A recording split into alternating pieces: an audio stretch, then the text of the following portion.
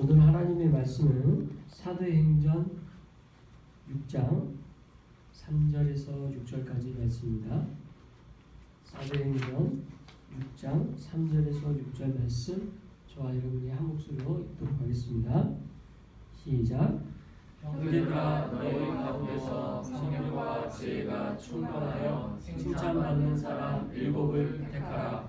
우리가 이 일을 그들에게 맡기고 우리는 오로지 기도하는 일과 말씀 사역에 힘쓰라 하니, 온 우리가 이 말을 기뻐하여 믿음과 성령이 충만한 사람 스데반과 또 빌립과 프로고와 니가도로와 디몬과 바베나와 유대교에 있던 안디옥 사람 니골로를 택하여 사도들 앞에 세우니 사도들이 기도하고 그들에게 안수하니라. 아멘. 오늘 사도행전 6장 말씀은 초대교회에서 가장 먼저 집사 임명을 하는 그런 과정을 오늘 본문에서 하고 있습니다. 오늘 6장 본문 1절에서 2절 말씀 먼저 보면 제자들이 많아지고 그 안에 헬라파 유대인들과 또 히브리파 사람들이 많아지게 됐는데, 교회에 많은 사람들이 모여지면서 일어나는 일 가운데 이제 과부들, 이때 과부들이라 하면 남편이 없어 혼자 그 삶을 책임져야 되는 사람들이겠지요. 그 과부들이 교회에 필요를 하고 물질적인 필요를 채워야 되는 그런 부분들이 매일매일 구제해야 되는 상황 가운데 있게 됐죠. 이제 이런 구제를 도와야 되는데 히브리파 사람들과 헬라파 사람들 안에 갈등이 있었고, 이 갈등은 가운데 12사도들이 해야 될 본연의 일이 두 가지로 성경은 3절에 나오죠. 무엇과 뭐죠? 4절에 오직 기도하는 일과 말씀 사역에 힘쓰는 것. 이게 사도들이 해야 될 본분이라고 성경은 말하고 있고, 여기에 집중하기 위하여 힘을 써야 되는데 부수적인 일들이 많아지게 된 거죠.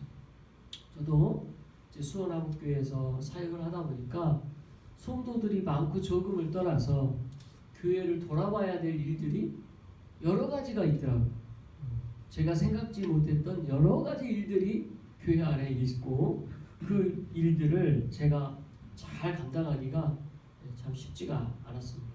근데 이제 그런 가운데 6장에서는 그런 피로를 채워주는 역할을 누가 해야 되느냐, 그것이 바로 집사의 역할로 좀 등장하게 되고, 이 집사들이 이 구제가 필요한 사람들을 돕는 역할로서, 그래서 사도들은 기도하는 일과 말씀을 증거하는 일에 더 집중할 수 있도록 하는 것으로 역할이 구분이 되는 게 초대교회에 이렇게 나타납니다. 그리고 이 초대교회 전통에 따라 오늘날 장로회도 마찬가지로 이 직분을 통해 다스리는 것을 하고 있죠. 장로회라 하면 이 장로회의 의미 안에는 회의를 중요시 여기는 게 들어가 있어요. 장로회잖아요. 그래서 이 회라는 단어는 회의체를 뜻해요. 장로들의 모임이라는 뜻이고, 이 장로들의 모임을 통해 단회를 구성하고, 이 단회를 통해 결정하는 것이 교회 전체의 하나님의 말씀으로 사역하는 데 방향성을 정하게 된다고 성경은 우리 장로교회에서는 해석하는 거죠. 자, 그 말씀의 집사에 대한 직분이 오늘 본문에 해당되어집니다. 특히 이제 5절에서는 이들이 어떤 평가를 받고 있느냐라는 부분이 나오는데, 3절에서도 성령과 지혜가 충만하여 칭찬받는 사람이라고 말하고 있죠.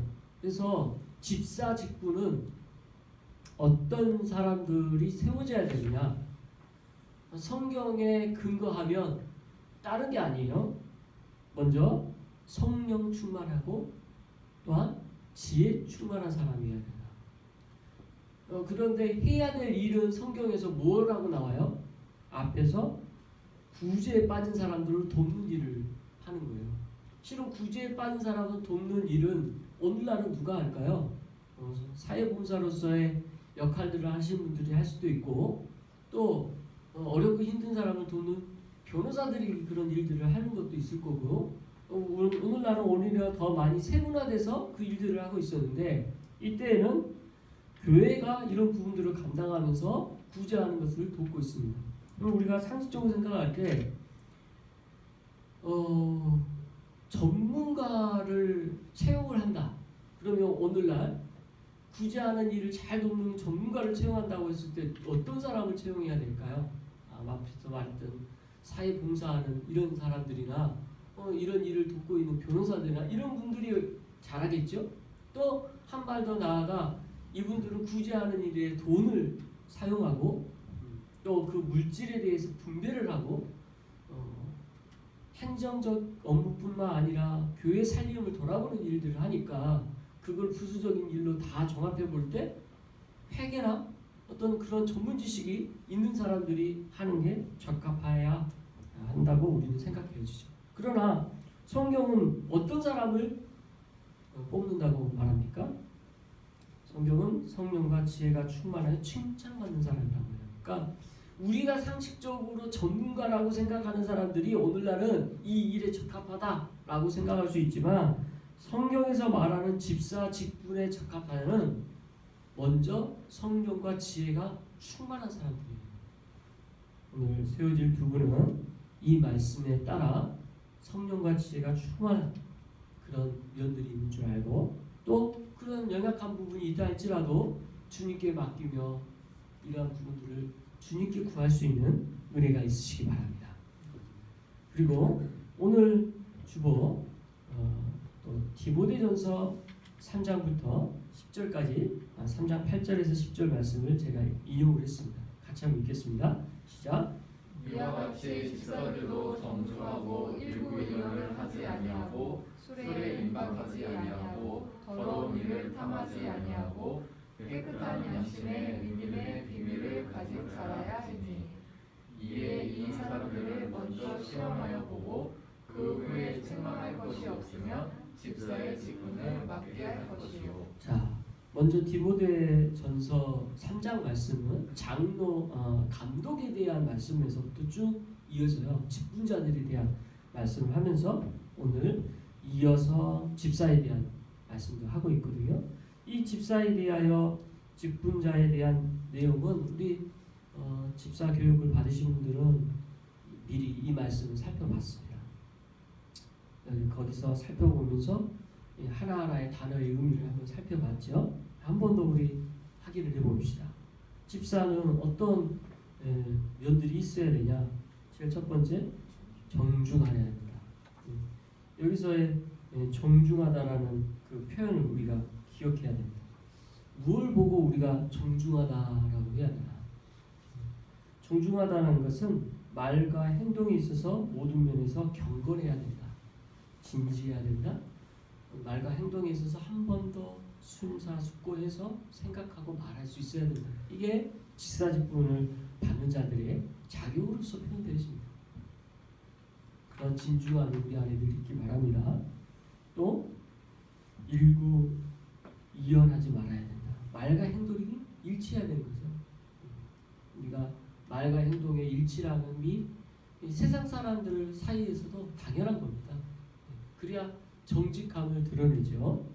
또한 술에 임박히지 말아야 된다. 이것은 술에 대한 특징으로 이때 당시에 술은 성경에서 술 취하지 말라라고 하는 말씀이 있거든요. 우리가 잘 아는 술 취하지 말라 이는 방탕한 것이니 오직 성령의 충만함을 받아라 이렇게 말씀하시거든요. 여기서 이 말씀에서 술 취하지 말라라는 이 말씀이 무엇에 대한 강조냐? 성령 충만에 대한 강조거든요. 마찬가지로 여기서도 또 술에 임박히지 말아야 된다고 말하는데 그러면 이 술에 임박힌다는 건 뭘 뜻할까요? 술의 중독을 말하는 거죠. 이 술에는 중독성이 있어서 술의 취함으로 인해서 우리의 몸과 생각을 건강하게 하지 못하는 것을 가질 수 있죠. 이게 중독계의 특징이 그래요. 그래서 그러한 면들을 갖추지 않도록 우리의 마음과 생각이 다치지 않도록 빠지지 않도록 이렇게 성경은 말하고 있습니다. 대신 더 우리가 추구해야 될 건 모르겠어요? 성령 충만함을 입는 거예요. 그렇게 성령 충만을 입으시기 바랍니다. 그 다음에 더러운 이익을 탐내지 말아야 됩니다. 이것은 정직하지 못한 이득을 탐내지 않도록 하는. 그러니까 우리의 삶 가운데 정직하는 게 참 어려워요. 이 땅 가운데 얼마나 정직하게 살기가 어렵습니까? 그죠? 그러나 우리의 마음의 중심은 늘 성경이 내 안에 있어서 하나님의 말씀이 근거가 돼서 정직하려고 몸부림쳐야 된다는 거죠. 또한 깨끗한 양심의 비밀을, 믿음의 비밀을 간직해야 된다. 신앙의 우선순위를 가지고 하나님의 내 삶 가운데 늘 주인 되신다라는 고백을 해야 된다는 거죠. 이게 참 우리의 깨끗한 양심을 갖는데 중요한 역할을 하죠. 그리고 나서 우리가 이런 분들이 시험해 보고 책망할 것들이 없으면 집사의 직분을 맡게 할 것이요 라고 합니다. 제가 두 분을 살필 때 이 두 분에 있어서 이런 부분들이 다 검증되는 것을 보게 됩니다. 그래서 이런 분들이 그러면 직분자로서의 잘 감당하게 되면 성경은 어떤 약속을 하고 있느냐? 그 밑에 디모데후서 3장 13절 이렇게 나옵니다. 같이 읽습니다. 시작.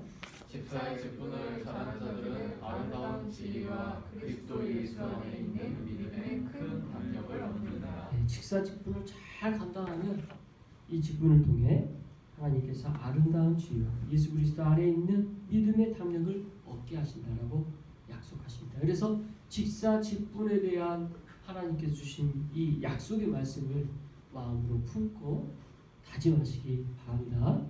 그래서 오늘 이 직사 직분에 대한 내용을 성경을 근거로 살펴봤는데 성경에 나와 있는 집사의 직분과 오늘날 장로에서 집사의 직분이 완전하게 일치한다고는 우리가 말하기는 어렵죠. 왜냐하면 이때에는 장로회라는 교회 다스리는 교회 정치가 아니었으니까요. 그러나 우리가 이 직분에 대해서 해석하기를 장로회는 이렇게 말합니다. 항상 교회를 다스리기 위하여 하나님께서 세우신 직분이 있다.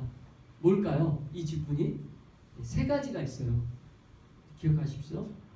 먼저는 목사예요. 말씀을 선포하는 목사. 목사를 통해 성례, 하나님의 말씀의 선포를 할 수 있도록 합니다. 그다음 두 번째는 장로. 정말대에서 장로라는 이 직분은 목사와 같은 개념인데 오늘날 장로에는 평신도들 가운데 장로를 세우지요. 자, 장로의 직분을 통해 교회를 다스리는 역할을 하게 하십니다. 그런데 목사도 장로이기 때문에 이 다스리는 역할을 같이 하는 거죠. 그래서 목사, 장로, 그 다음에 세 번째가 집사인 거예요. 이 집사 직분은 그래서 교회를 다스리기 위해서 항상 있어야 될 직분이기 때문에 오늘 그런 의미에서 수원한국교회 집사님이 필요한 거지요. 왜냐하면 하나님이 다스리게 하기 위한 직분이기 때문에 그렇습니다. 자, 마지막으로 고린도전서 4장 1절 말씀을 통해 이 직분자들에게 주시는 주님의 음성을 들으시기 바랍니다. 같이 읽습니다. 사람이 마땅히 우리를 그리스도의 일꾼이요 하나님의 비밀을 맡은 자로 여길지어다. 그리고 맡은 자들에게 구할 것은 충성이니라. 주님께서는 이 말씀을 우리에게 주십니다. 사람이 마땅히 우리를 그리스도의 일꾼이요 하나님의 비밀을 맡은 자로 여기게 될지고, 그래서 오늘날 우리가 예식을 할 때 이 고백을 하는 게 있어요. 그래서 오늘 설교가 끝나면 기도 후에 임직하는 그런 서약을 하는 시간을 가질 텐데 이 서약의 근거가 바로 고린도전서 말씀입니다. 두 사람을 앞에 세워서 서약하게 한 다음에 나머지 있는 성도들이 화답하는 서약을 해요. 왜냐하면 초대교회에서도 그랬고 또 고린도전서도 그렇지만 임직을 한 다음에 이분들을 위해 같이 또 우리는 이분들을 집사로 임명된 거 또 그분의 세워짐을 여길지어다라는 이 선포를 우리가 해야 되는 겁니다. 통해서 자연스럽게 그런 선포를 우리가 한 것이고, 주님께서 이 맡긴 자에게 무엇을 구한다고요? 충성을 구한다고 말씀하십니다. 이걸 마음에 새기시고 주님의 약속하신 바, 말씀하신 대로 세움받는 우리가 있으시기 바랍니다. 기도하겠습니다. 사랑과 은혜가 풍성하신 하나님 아버지, 주님의 약속의 말씀대로 성령과 지혜가 충만한 칭찬받는 사람을 원대 교회에서도 세우게 됩니다.